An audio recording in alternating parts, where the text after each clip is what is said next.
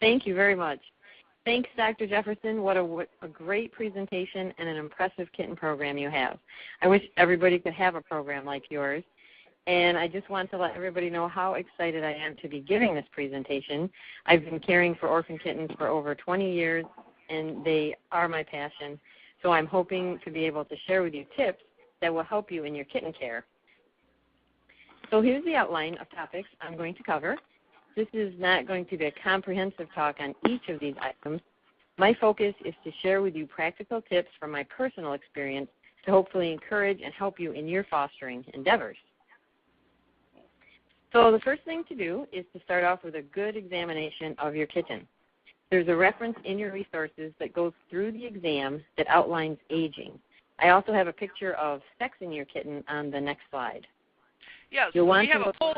Excuse me, Heidi, we have a poll question that came up. Okay. How many of you have fostered orphan bottle-fed kittens? I've fostered many. I've fostered a few. I'm interested in fostering them, and I'd consider fostering them if it wasn't too much work. So submit your answers. I think this has been on the screen for a few seconds, so we'll go right to the poll results. Heidi, 41% have fostered many kittens. Great. 38% have fostered a few, and there's 15% are interested in fostering them.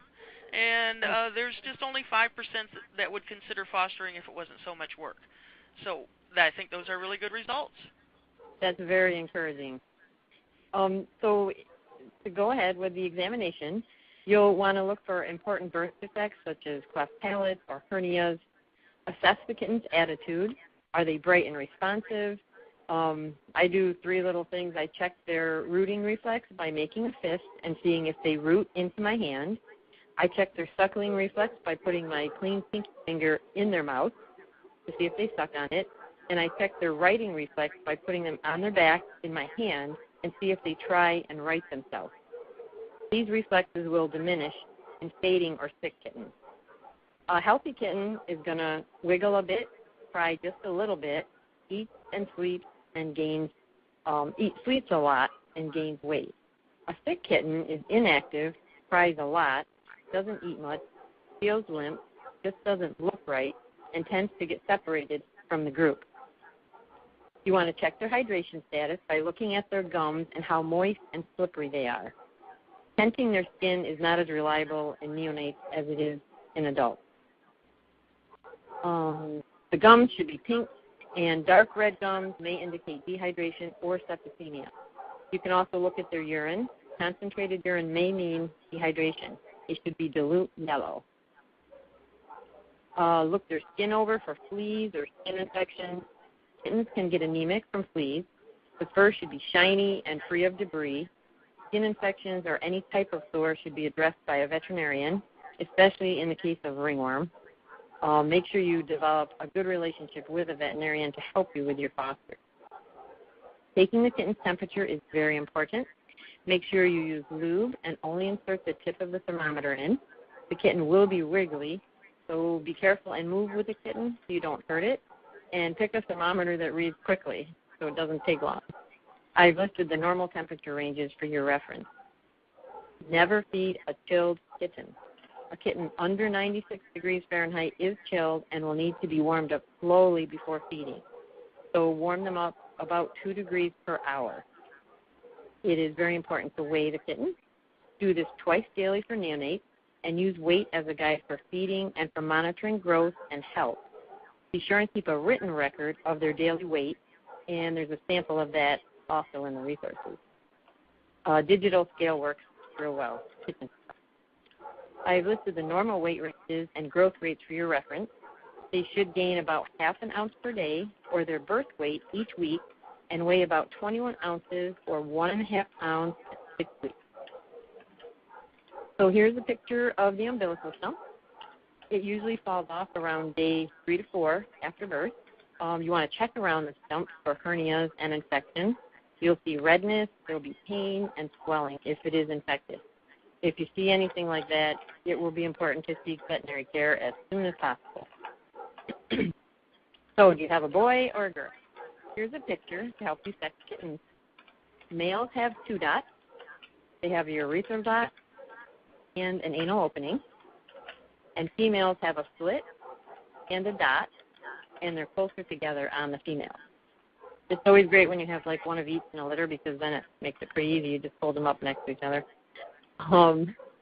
Internal parasites are very common in kittens, so I treat all my kittens preventatively with Pyrantel or Stronges, starting as early as 2 weeks and repeating every 2 weeks for at least 3 doses. I run Picos on all kittens, especially those with diarrhea, and treat accordingly as needed. I use Penazrol for Coccidia or for unresponsive or bloody diarrhea, and I use Panicare for Giardia. Since my kittens are in foster care, where there's a limited number of cats, and the population is fairly stable, I start vaccinations at 6 weeks and then revaccinate every 3 to 4 weeks. If the kittens were in a higher risk environment, it would be recommended they start their vaccinations as early as 4 weeks and with revaccinations every 2 weeks. If the kitten drank colostrum and the mom had antibodies to share, these temporary antibodies can provide protection to the kitten for around 8 to 12 weeks. Then the antibodies fade away. These are great to have, but they can interfere with vaccination, so never assume that a vaccinated kitten is fully protected. Always be thoughtful about disease control with baby kittens, vaccinated or not. Diarrhea is also very common, maybe from internal parasites or dietary issues from adjusting to the formula. So all of my foster kittens get once to twice daily probiotics, about 0.3 mLs of Venovac, until they're 3 weeks old, and then once a day until 5 weeks to help stabilize their intestinal flora and help prevent diarrhea. Make sure you keep good records. This is very important as it helps you to keep track of the kitten's growth and health, and it helps you remember what you've done so you can share this with your veterinarian and the new adopter. Proper housing is critical for success. You'll need to be thoughtful about temperature control and space. Listed are environmental temperatures for different stages of your kitten. A humidity level of 55 to 65% will help prevent dehydration and drying of the skin. Your sources of heat can include water bottles, heating pads, snuggle discs, and snuggle kitties. Snuggle kitty is pictured here. It has teeth and a heartbeat. Whatever source you use, you must have a layer of blanket or towel between the source and the kitten. The snuggle discs, snuggle kitties, and water bottles will cool, so you'll need to check them often as they will pull heat from the baby. When using the heating pad, I place it half under and half out of the crate or case. The kittens need enough space so they can move to a cooler area of the environment if wanted, but you want to make sure the space is confined and small enough so they can't run around and get lost in their kennel. Check the temperature of the environment with a thermometer or by placing the back of your hand on the bedding area for at least 2 minutes. If it feels too hot to your hand, it will be too hot for the kitten. I always have extra supplies on hand for changing out, such as towels, paper towels, and if possible, try not to mix litters, as this may result in spreading disease from one litter of kittens to the next. Not all of the infected kittens are showing clinical signs, but they still may be shedding and able to spread their infection to others. Kittens cannot regulate their body temperature for the first 2 weeks of their life, so external heat will need to be provided. I like to use a heating pad set on low. I put it under half the carrier. Make sure to double up on the blankets that are directly over the heating pad and check the temperature. Neonates cannot necessarily move away from the heat at their age. I provide soft blanketing or fleece free from holes or frayed edges, strings. Kittens can become entangled in holes and strings that are hanging from blankets. Check regularly if bedding becomes wet or soiled, and change out immediately. Wet kittens can become chilled very quickly. Also, a growing kitten living in dirty conditions may not value a clean environment when they mature. The size of the crate or cage the kitten resides in will need to be adjusted quite often until they're about 6 weeks of age. Up to 2 weeks of age, the kittens can be in a very small crate and can remain covered until their eyes open. For single kittens, you'll want to make sure they have a stuffed animal to snuggle next to. At about 2 to 4 weeks, the crate should be bigger, and I uncover half of it to allow light in, as their eyes are starting to open, and they're also beginning to hear. They can still have a warm, covered side. Litter box is not necessarily needed yet, as they are still dependent on assistance for elimination. At around 3 to 4 weeks of age, they may start to eliminate on their own. I get really excited when I start to see little pee spots on the blankets in between feedings. That means feeding them without needing to stimulate them is right around the corner. And when I start seeing more than one spot in between feedings, that's when I start putting the litter box in there. At about 4 to 6 weeks, 4 to 5 or so, the kittens can have an open cage with small wires to avoid escape, with room to walk and stretch their legs. There'll be some overlap with their age as far as this housing goes, and the food, water bowl, and litter box need to be accessible. The size and location of the litter box do matter. You want to keep the litter box as far away from the food and water as possible. And keep in mind, kittens at this stage are very messy, and they may climb the side of the cage and tip stuff over, so be sure to check them often and clean up. For the litter box, I use a very small, shallow box to start with at about 3 to 4 weeks. And this picture is a drawer organizer that I got from an office supply store.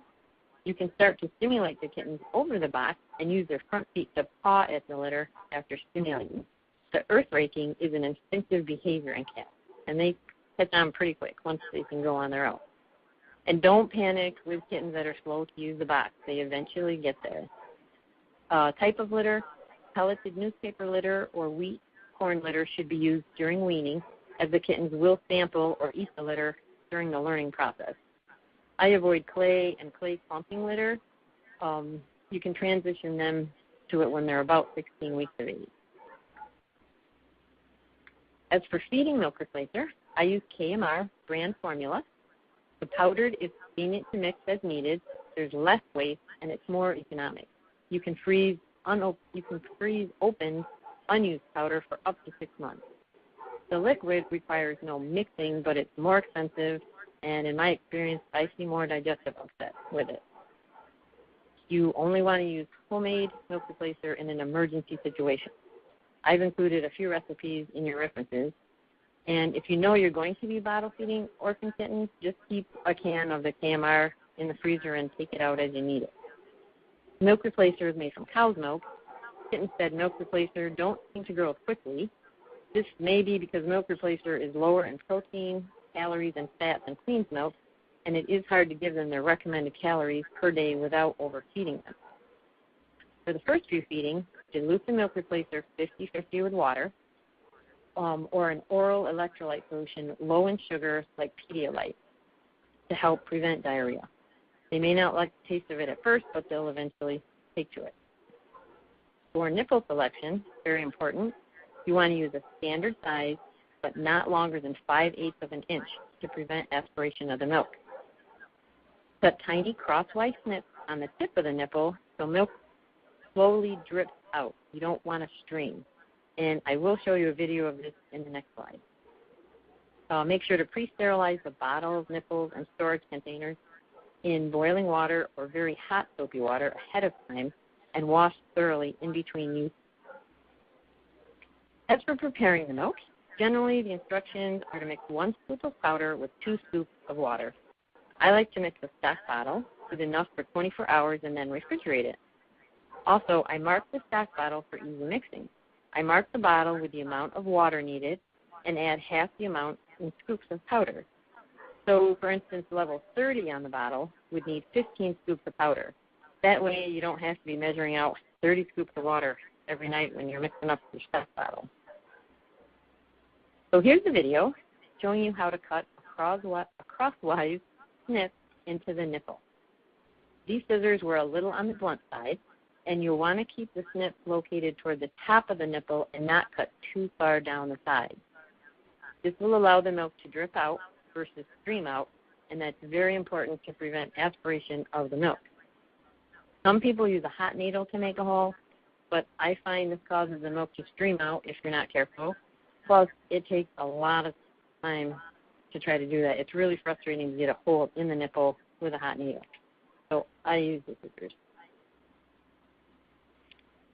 This is how I warm the milk. Whoops. I'm sorry, what?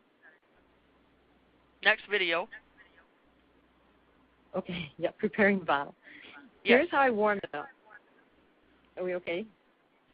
Yes. Okay. Here's how I warm the milk and how I measure out the appropriate volume to prepare the bottle. I don't allow my kittens to feed ad lib to avoid overconsumption of the milk. I microwave water in a mug or microwave-safe container. Then I float the milk in the warming container until the desired temperature of 100 degrees Fahrenheit. That's the mama cat's body temperature. I use a syringe to transfer the proper amount into the bottle. When you're feeding a litter of kittens, you can just rewarm the milk and test it each time. It is also very important to always use a water bath for warming milk. Never use the microwave to warm the milk. I'll talk more about the importance of calculating the appropriate volume in the next slide. Preventing diarrhea starts with the first few feedings. The first feeding should go slowly, volume-wise, over the first 24 hours. Changing from mom's milk to formula can upset the kitten's GI system. I have diluted formula 50-50 with water to ease the transition and avoid dehydration. You can also dilute the milk replacer with an oral electrolyte solution, but make sure it's low in sugar, like Pedialyte. I always give probiotics. A study done in 2006 by Sarnecki Malden showed that the use of probiotics improves the immunity of growing kittens. It is critical to understand stomach capacity and avoid overfeeding. It is better to feed less and feed more frequently than to overfeed and have diarrhea, regurgitation, or aspiration. The average stomach capacity in neonates is 4 mils per 100 gram of body weight. I've included a feeding chart in the resources, and we'll show it to you in the next slide. You will want to take the recommended stomach volume for the kitten's weight, then divide it by the number of feedings. A 1-week-old should be fed every 3 hours, even through the night. A 2-week-old, you may be able to stretch out the feedings to every 3 to 4 hours. And a 3 to 4-week-old, you may be able to stretch out to every 5 hours during the day, then maybe a 6-hour at night. The key is to not overfeed and to space the feedings out around the clock. Feeding small amounts frequently will decrease the risk of digestive problems. So here's our chart. A study done by Lawler in 2008 determined that the daily energy requirement for kittens is between 20 to 26 kilocalories per 100 gram of kitten body weight. This study also determined that the comfortable stomach capacity for kittens is 4 mils per 100 gram of body weight. Most commercial milk replacers in the U.S. are 0.74 kilocalories per ml and deliver a little over 19 kilocalories per 100 grams of body weight. This table has calculated the daily volume to feed an orphan kitten using the 20 kilocalories per 100 gram of body weight. As you can see, based on the comfortable stomach capacity, the kitten will need frequent feedings to meet its daily caloric needs while not exceeding stomach capacity. This may be why bottle-fed kittens grow slower than queen-fed kittens. If the kitten is adjusting well to the feeding, you may be able to increase the volume for feeding to help reduce the frequency of the feeding, but be aware that this will increase the risk of digestive upset as well. As the kitten starts to eat solid food, you can also reduce the frequency of the feeding. Again, this chart is in your references. It's a lot to look at once, but if you just take your time, it's really not that confusing. Now I'll talk about feeding neonates between 0 to 2 weeks of age. If kittens can stay with their mom, of course that's most ideal, especially to receive colostrum. We only want to bottle feed kittens if absolutely necessary. Remember, kittens this old cannot regulate their own body temperature. Warmth is very important for proper ingestion and digestion. Their stomach will get gut stasis, and the food will sit and ferment inside a chilled stomach and cause bloating and discomfort, as well as possible regurgitation, aspiration, and even death. So you want to make sure your kitten is warm enough before attempting to feed it. Their body temperature should be between 96 and 99 degrees Fahrenheit. If a kitten is not warm enough, warm them up slowly over several hours, about 2 degrees per hour, before trying to feed. If they get warmed up too quickly, they may go into organ failure. I don't actually routinely take a temperature on my kittens before every feeding. Instead, I examine to see that they're alert and responsive to the nipple and make sure they feel warm and that the environment I took them out from was warm. If they are non-responsive or seem dull, that's when I would pause to make sure they're warm enough. Carefully pre-measure the amount of milk before feeding to avoid feeding them as much as they think they want, which can cause regurgitation, aspiration, and diarrhea. Feeding off a nipple is very different from feeding off their mom. The flow of milk is different, and nipple feeding is easier, so they may consume more in a shorter period of feeding them as compared to nursing from the mom. If you don't pre-measure, kittens may consume more than needed, which will result in digestive upset.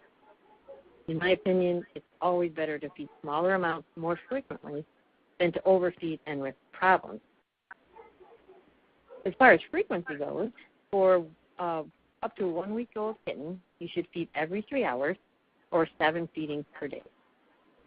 For a 1 to 2-week-old kitten, you may be able to increase feedings to every 3 to 4 hours or 6 to 7 feedings per day.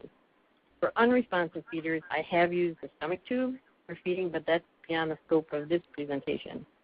I did include a chart that goes through common feeding problems and solutions in the references. It is also important to remember to burp your kitten by gently rubbing up and down the kitten's back while holding it up against your chest. Now we're going to see some videos of feeding. In this video, I insert the nipple on the tongue, and the slow drip of milk stimulates the kitten to suckle. The kitten needs to be hungry for this to work.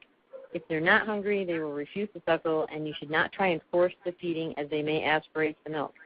As you can see, this kitten is alert and responsive to the bottle, indicating it's warm enough to proceed with the feeding. Make sure the milk is warm enough too, so the milk doesn't chill the kitten. For feeding pre-weaned babies, body temperature is not as much of an issue, but I don't take it too lightly either. The amount should be calculated as before. Take the total daily volume and divide by the number of feedings. As for frequency, with these guys, 2 to 3 week olds should be fed every 4 hours, and 3 to 4 week olds fed every 4 to 6 hours, sometimes only 5 times a day. And these guys need burping too, so don't forget that. Growth spurts and energy expenditure will increase their appetite. So, of course, sleeping through the night is the goal for the caregiver. By feeding them more frequently during the day to meet their caloric requirements, you may be able to get a few extra Z's. However, my experience is different. I have to give up my sleep overnight to enable the kittens to make it through my morning work schedule, which is sometimes 6.5 hours before I get my lunch break, but I was able to make up for that lag time in other feedings. Here's a video of feeding a 3-week-old kitten. You can check the warmth of the milk by squeezing a few drops on your wrist, and the warmth of the milk will sometimes make it drip out a little faster from the pressure that builds up in the bottle, so just be aware of that. Make sure the kitten is sternal or upright, and the neck slightly flexed and stretched out with the nipple at a slight angle, not straight up and down. Kittens are very wiggly, so hold them gently and move with them, watching that their feet don't knock the bottle away. If you find a kitten that is just too squirmy, you can gently burrito it by wrapping it snugly in a baby blanket with just the head sticking out to keep it still while feeding. Try to keep the milk flowing through the nipple so the kitten doesn't ingest air. And again, if the kitten's not hungry, don't force the feeding, as long as it's acting okay. Otherwise, after a few attempts, just try again in a half hour or an hour. And be sure to keep a record each time of the amount the kitten actually drinks. So here I'll just summarize some helpful tips for bottle feeding. Ensure the milk is warm enough, but not too hot. Kittens don't like cold milk, and hot milk will burn them. Place the nipple on the center of the tongue. Make sure the milk drips out and doesn't stream out. Don't squeeze the bottle. Position the kitten sternally, which is a more natural position and less of an aspiration risk. The kitten's neck should naturally stretch out to reach the nipple, which helps prevent aspiration of the milk. Don't crimp the kitten's neck. Angle the bottle to prevent consumption of air and continuous flow of the milk, but not too high, causing the kitten's neck to extend up. Don't use a nipple longer than 5/8 of an inch. You don't want the end of the nipple to be placed at the back of the kitten's tongue because of the aspiration. So this is a lot to think about all at once, but be patient with yourself and with the kitten. I find after the first few days, the kitten gets the nursing down with no problem at all. You can start weaning kittens at about the age of 4 weeks. Milk should be provided during this time, especially since you will want to go slowly with the amount of solid food to allow for acclimation to the food and avoid digestive upset. Here are the bowls I like to use for water and for solid food. They're little gerbil bowls and hamster bowls. They don't tip over easily, so the kitten is less likely to make a huge mess. You can start out with a gruel of slightly watered down canned food. I don't like to make my gruel too watery because the kittens can sniff in the fluid and possibly aspirate. Plus, it's a lot messier to clean up on the kitten and in the environment. Here's a picture of a kitten eating. They'll knead on the side of the bowl. And as you can see, this didn't turn out too messy. If the kitten isn't sure what to do with the food, you can encourage it by putting a small amount right in their mouth, and then sometimes they latch right on. I like to leave out tiny dry food to let them explore. I've used Royal Canin Baby or crushed up kitten food myself. They are teething at this age, and they may appreciate something to gnaw on. As soon as they adjust to the dietary change, you can provide solid food and a bowl of water free choice. You can also water down dry food and use that instead of the canned if the canned is causing diarrhea or dietary issues. And don't forget the probiotics to help prevent diarrhea in the first place during this dietary transition. Weaning is a stressful time on the GI system of tiny kittens.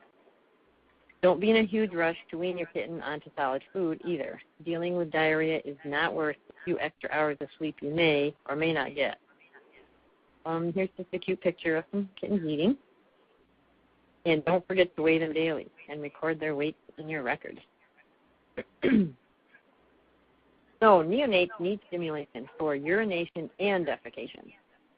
Stimulate elimination by using the warm water from the milk bath on a cotton square or small piece of paper towel and gently rub the anogenital area to elicit urination and defecation. Do not rub hard.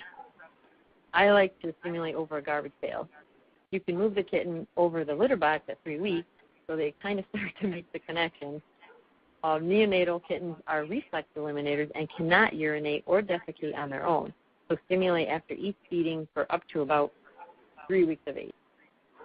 They should urinate every time, and the urine should be clear with barely any color. The purple arrow is pointing to dilute yellow urine. Kittens may not defecate every time. They usually defecate every 24 to 36 hours.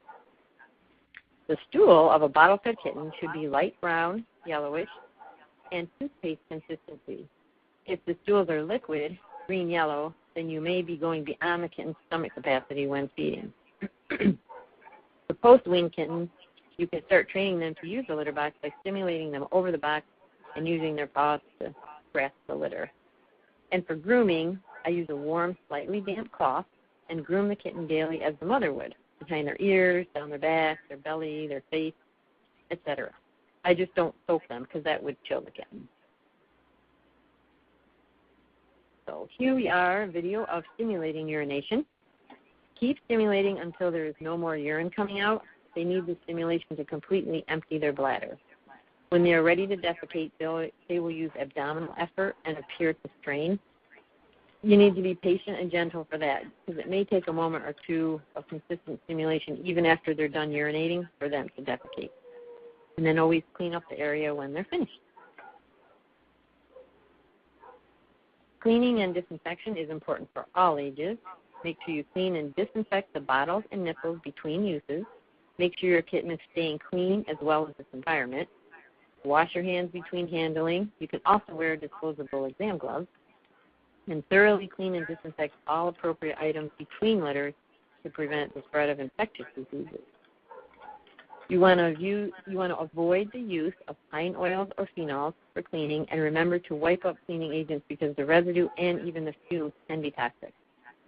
Maddie's Institute recorded an excellent talk by Dr. Kate Hurley from UC Davis on sanitation to save lives. You'll find a link to it in your references, and I highly recommend watching it. As for socializing, up to 2 weeks of age, kittens should be fed, stimulated, and kept warm. You want to avoid a lot of handling by others or handling even in between feeding. Kittens need to eat, sleep, and grow. 90% of their time is eating or sleeping, and overhandling causes chilling, stress, and increases their risk to infection.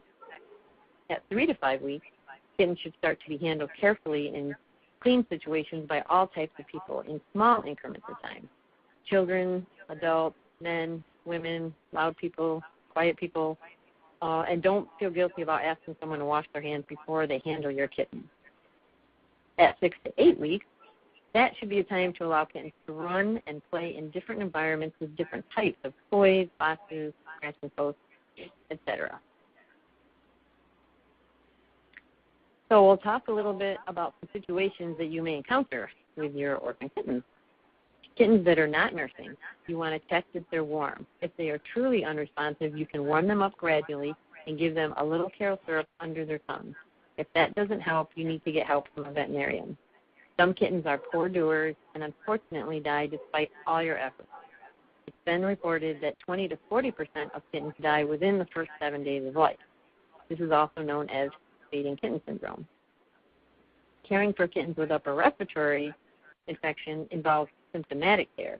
You want to keep them hydrated and keep their eyes and nose clean. Use a warm, damp cloth to gently wipe each eye individually and clean the nares often. Consult your veterinarian if you feel like they need additional fluids or antibiotics, and they can direct you with what to do with that. If a kitten has dark yellow urine, it may not be drinking enough. You want to double check that they're getting the right volume of milk. If a kitten has diarrhea, make sure your milk is prepared properly and that you've ruled out parasitic and infectious causes. This is especially important if the kitten also is vomiting. Having a strong relationship with a veterinarian is essential. Most kitten diarrhea is from dietary issues and with supportive care will resolve. Unfortunately, there are not a lot of options except cow-based milk replacements. To address diarrhea, I use probiotics. I sometimes will dilute the KMR, and I will reduce the volume of the feeding while increasing the frequency, so the kitten is getting the full volume for the day.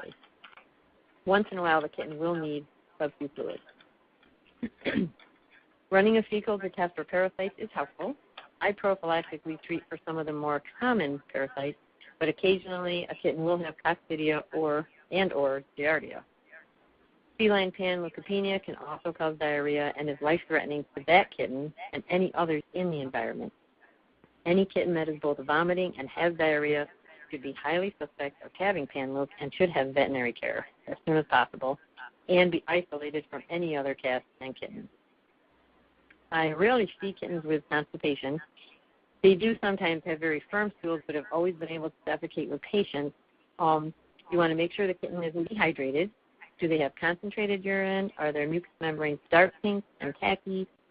If your kitten is straining, it could be from colitis from diarrhea. And if you're concerned, you should seek veterinary advice. I have a few pictures to share with you on the following issues in the next slide. Suckling on each other. Unfortunately, kittens will sometimes suckle on one another, especially when the litter has been orphaned at about 2 weeks of age, because they're used to pacifying off of their mother. You can tell they are sucking on each other because you will see wetness around their tail and they will have swollen genitals. It also happens to females, it's not just the males. And the only solution is to separate them for a period of time. You can usually return them together at around 4 weeks of age. Make sure you put a stuffed buddy to snuggle with, as well as their individual heat source if you have to separate them out. And during their time of separation, it will be important they have supervised playtime with each other for social development. So I usually let them play for, 10 minutes or so after I feed them each time so they can remember who their buddies are and get some socialization. Kittens with diarrhea may develop a sore rear end. It's important to keep this area clean so it doesn't get more irritated and painful. Do not hesitate to trim hair around the kitten's rear end and help it with cleaning. This will mostly be for long-haired cats, and it will grow back, so it doesn't hurt to trim it. Warm water rinses help soothe the area and keep it clean. It may be a bit startling to the kitten, so make sure the water isn't too hot. And don't douse the kitten with the water either. Just do a little butt bath and gently dab the kitten dry so it doesn't chill. You can apply some A&D ointment or Vaseline to protect the area from the diarrhea and soothe the skin. Do not use diaper rash So here's a copy of my references, and they are also in your slide handout. And we have our last poll question here, Heidi. Awesome. We will ask the listeners out there, after listening to Heidi and Ellen Jefferson, how many of you would foster orphaned bottle-fed kittens? I am already doing this, but I'll certainly continue to do so. I have done some, but I'm now more confident to do a lot more. I've been inspired and will start fostering. I'd consider volunteering at a nursery program. I'm still not sure about fostering orphaned bottle-fed kittens. Please submit your answers, and we will go to the results. We have almost 45% that are already doing this, and they're going to continue to do so. Great. 31.5% that have done some, but now they're confident to do more. Awesome. And there's 8% of the people that have been inspired. So, Heidi, you've done a great job. Oh, those are good numbers. Yes.